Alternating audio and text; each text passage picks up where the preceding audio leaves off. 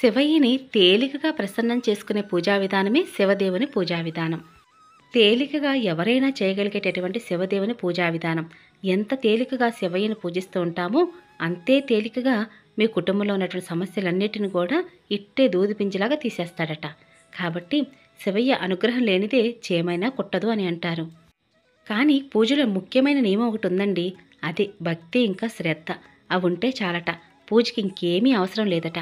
కాబట్టి ఇంతటి తేలికైన పూజా విధానం కార్తీక మాసంలో ఎవరైనా ఆచరించవచ్చండి. చాలా విశేషమైనటువంటి ఫలితాల కోసం శివయ్యని శివదేవుని పూజా విధానంతో పూజించవచ్చు.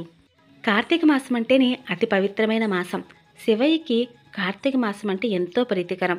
ఇంతటి ప్రీతికరమైన కార్తీక మాసంలో 2024 సంవత్సరంలో నవంబర్ 18వ తారీఖు 3వ కార్తీక సోమవారం. ఈ 3వ కార్తీక సోమవారం వేళ శివయ్యని శివదేవుని పూజా విధానంతో పూజించండి. చాలా అంటే చాలా విశేషమైన ఫలితాలు కలుగుతాయి. మరి శివదేవుని పూజా విధానం ఎలా చేయాలి, పాటించవలసిన నియమాలు ఏమిటి, పూజా విధి విధానం గురించి పూర్తిగా తెలుసుకుందాం. ముఖ్యంగా అలాగే తేలికగా శివదేవుని పూజకు కావాల్సిన పూజా సామాగ్రి పసుపు, కుంకుమ, గంధము, అక్షింతలు, ఇంకా ఒత్తులు, అగ్గిపెట్టి, దూది, ధూప్ స్టిక్స్. అలాగే ఇక్కడ మీరు చూస్తుంది శివయ్య పూజా పుస్తకం, అంటే శ్రీ శివదేవుని పూజా పుస్తకము తప్పనిసరిగా కావాలి. మీ దగ్గర శివలింగం ఉన్నట్లయితే పూజలో పెట్టుకోండి. ఒకవేళ శివలింగం లేదనుకోండి, పక్కన విభూది పండు కూడా ఉంది. ఈ విభూది పండునే శివలింగంగా భావిస్తూ పూజలో పెట్టుకోవచ్చు. ఇంకా పసుపు గణపతిని అయితే పూజలో చేయవలసి ఉంటుందండి. విగ్రహం ఉన్న పూజలో పెట్టుకోవచ్చు. ఇంకా పండ్లు, అరటి పండ్లు, అలాగే టెంకాయ దీపం వెలిగించవచ్చు. ఖాళీ చెప్పులోనూ వెలిగించవచ్చు, లేదా కొబ్బరి ఉన్న చెప్పులో కూడా దీపారాధన చేయవచ్చు. ముక్కంటికి టెంకాయ దీపం అంటే చాలా ఇష్టమండి. అందుకని టెంకాయ దీపం వెలిగించడానికి ప్రయత్నించండి. లేదా పర్వాలేదండి, నిత్య దీపారాధన చేయవచ్చు. ఇంకా శివదేవుని పూజా విధానంలో ఏం ప్రసాదం పెడతారో తెలుసా? కొబ్బరి ముక్కలు.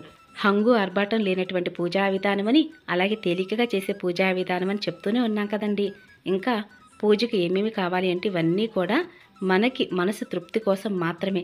కాబట్టి శివయ్యకి అభిషేకం చేయిద్దాం అనుకున్న ప్రతి ఒక్కరు కూడా ఇంట్లో శివలింగం ఉన్నా, లేదా ఈ రోజున ఇంట్లో పూజ చేసుకొని శివాలయానికి వెళ్ళి ఈ రోజున అభిషేకం చేయించినా చాలా విశేషమైన ఫలితాలు కలుగుతాయండి. అందుకుగాను ఆవు పాలు, తేనె, నెయ్యి, పంచదార, ఆవు పెరుగు, అలాగే కొబ్బరి నీళ్లతో ఈరోజు అభిషేకం చేపిస్తే శివయ్య ఎంతో ప్రీతి చెందుతారండి.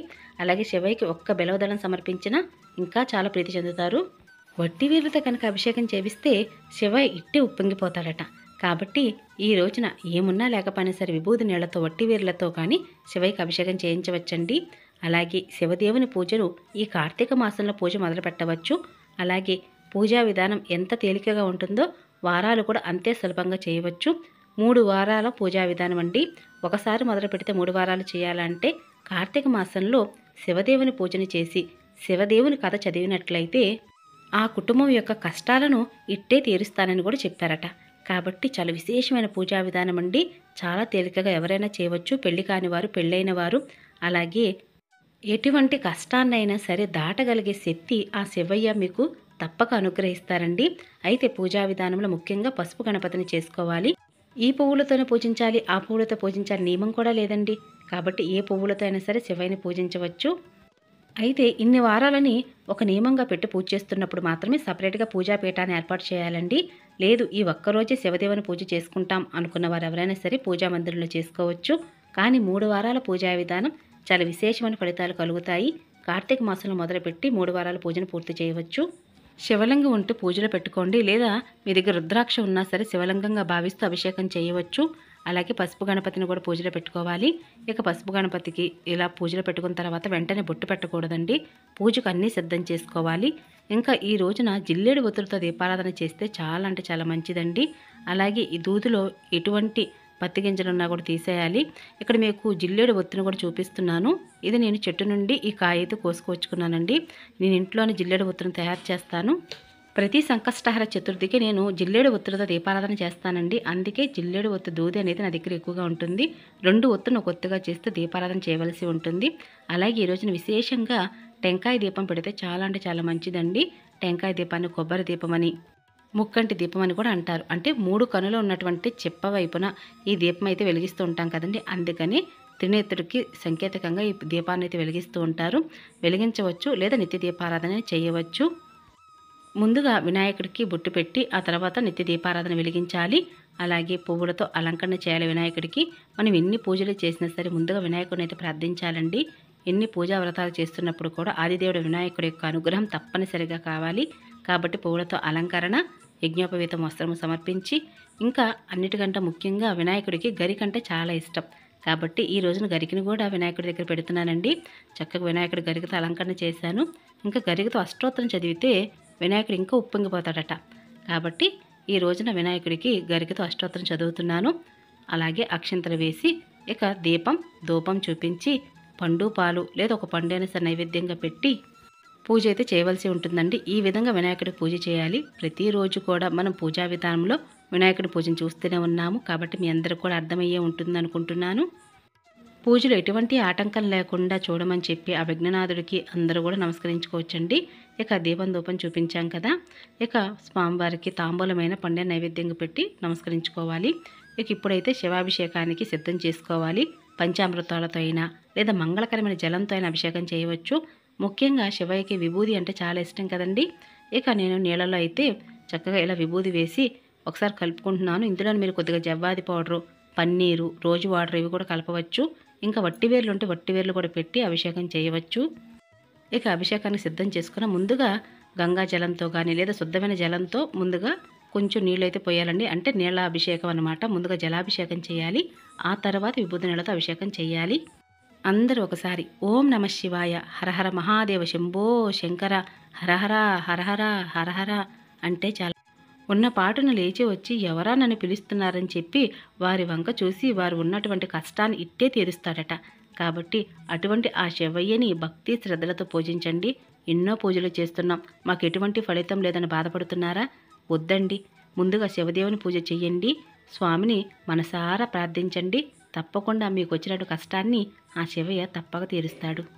ఎక్కువగా బెళవదళాలు ఉంటే స్వామివారి అష్టోత్తరాన్ని చదవండి. లేదా ఒక్క బెళవదళం ఉన్నా సరే శివయ్యకి సమర్పించండి. నేను ఇక్కడైతే ముందుగా విభూది నీళ్ళతో అభిషేకం చేసి ఒక బెళవదళాన్ని సమర్పిస్తున్నాను.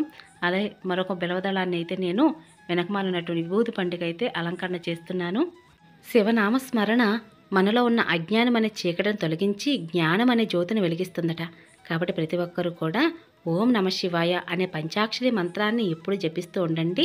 శివయ్య అనుగ్రహం తప్పక కలుగుతుంది. మనం ఏ పూజ చేసినా సరే భక్తి శ్రద్ధలతో పూజించాలండి. తప్పకుండా ఆ శివయ్య అనుగ్రహం అందరికీ కలుగుతుంది. మీకు ఏ చిన్న కష్టం వచ్చినా లేదా ఎంతటి పెద్ద కష్టాన్ని తట్టుకోలేకపోతున్నా కూడా ఎవరికీ చెప్పవద్దండి. శివయ్యకి చెప్పుకోండి. తప్పకుండా శివయ్య తీరుస్తాడండి. 10 మందికి చెప్పటం వలన లేదా ఒక్కరికి చెప్పటం వలన మనం అంతా కూడా మన జీవితాన్ని బయటపెట్టుకున్నట్టే ఉంటుంది. ఆ శివయ్య ముందు చెప్పుకున్నారనుకోండి, శివయ్య తప్పకుండా మీ కోరిక నెరవేరుస్తారండి. ధర్మబద్ధమైన ప్రతి ఒక్క కోరిక భగవంతుడు తప్పకుండా నెరవేరుస్తాడని మన పెద్దలు చెప్తూనే ఉంటారు కదా. పెద్దల మాట చద్దిమూట. కాబట్టి పెద్దలకు కూడా ఎప్పుడు నమస్కరించుకోవాలి, గురువుకు నమస్కరించాలి, ఆ శివయ్యకి నమస్కరించుకోవాలి. నేను కూడా మీలో ఒకదాన్ని కాబట్టి నేను కూడా అంతేనండి. శివయ్య దగ్గరికి వెళ్ళిపోయి వెంటనే నాకు ఏ కష్టం వచ్చినా చెప్పుకుంటాను. శివయ్య నాకు ఈ కష్టం వచ్చిందని చెప్పుకుంటా. అంతేగాని ఎవ్వరికీ చెప్పనండి. ఎందుకండి 10 మందికి చెప్పడం? ఆ శివయ్యకి చెప్పుకుంటే తప్పకుండా తీరుస్తాను ఒక నమ్మకమైన ఉంటుంది. కాబట్టి ఎవరికైనా చెప్పినట్లయితే వారు మన ముందు వింటారు, పక్కకు వెళ్ళి నవ్వుతారు. కాదంటారా? బాధపడితే వెన్నుతట్టి ఎదరికి ప్రోత్సహించకపోయినా పర్వాలేదు. వెనకమాడి వెళ్ళి 10 మాటలు మాట్లాడితే మాత్రం చాలా బాధ కలుగుతుందండి. కాబట్టి మీరెవ్వరికీ చెప్పవద్దు. ఆ శివయ్యకి చెప్పుకోండి. తప్పకుండా మీకు వచ్చిన కష్టాన్ని ఆ శివయ్య తీరుస్తాడు. ఇంకా శివ అష్టోత్తరం చదువుతూ శివ అష్టోత్తరం చదివిన తర్వాత శివదేవుని కథ ప్రారంభం ఉంటుందండి. కాబట్టి ఇలా కథ చదివేటప్పుడు చేతిలోకి పువ్వు అక్షంతలు చేతితో పట్టుకొని శివయ్య కథనైతే తప్పనిసరిగా చదవాలండి.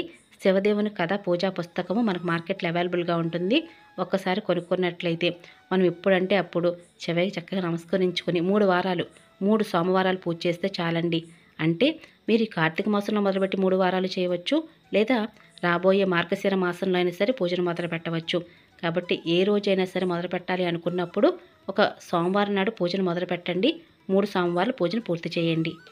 శివదేవుని పూజలో పెట్టవలసిన నైవేద్యం ఏమిటి అంటే స్వామివారి ముందు నమస్కరించుకొని టెంకాయ కొట్టి ముక్కలుగా కట్ చేసి ఆ కొబ్బరి ముక్కలని నైవేద్యంగా పెట్టాలండి. అందుకే అన్నారేమో అందరూ తేలికగా చేసుకునేటటువంటి పూజా విధానమని.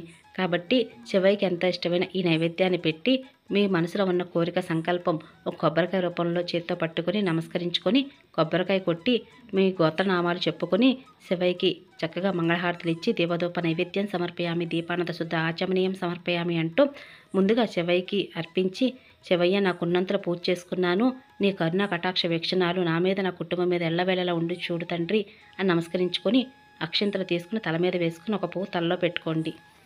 మరి ఉపవాసం ఉండాలా అండి అంటే ఉపవాసం ఉండాలి నియమమే లేదండి. నేను ముందుగానే చెప్పాను కదా, తేలికగా ప్రసన్నం చేసుకోవాలి శివయ్య నేను ఎవరైనా అనుకుంటున్నారా? తప్పకుండా శివయ్య అనుగ్రహం కావాలని కోరుకుంటున్నారా? అయితే శివదేవుని పూజ చేయండి. ఉదయం వేళ పూజ చేసుకోండి. లేదా శివయ్యకి ప్రదోషకాలం పూజ అంటే చాలా ఇష్టం అండి. అంటే సోమవారం ప్రదోషకాల సమయంలో అంటే 6 గంటల సమయాన్ని పూజ చేస్తే మంచిది. కాబట్టి ఉపవాసం ఉండగలిగితే ఉపవాసం ఉండండి. లేదా ఉపవాసం ఉండాలి నియమమే లేదండి. కాబట్టి ఉపవాసం ఉండనవసరం లేదు. కాబట్టి ఉదయం పూజ చేసుకోండి. అలాగే సాయంత్రం వేళ పూజ చేసుకోండి. ఇక మరుసటి రోజు మంగళవారం కాబట్టి పూజాపీఠం కదపడం ఇబ్బంది అవుతుంది. కాబట్టి ఒకవేళ మేము ఉంచుతామండి 2 రోజులు కూడా పూజాపీఠము బుధవారం ఉదయం కదుపుతామనుకుంటే ఈ 2 రోజులు పూజ చేసుకోండి.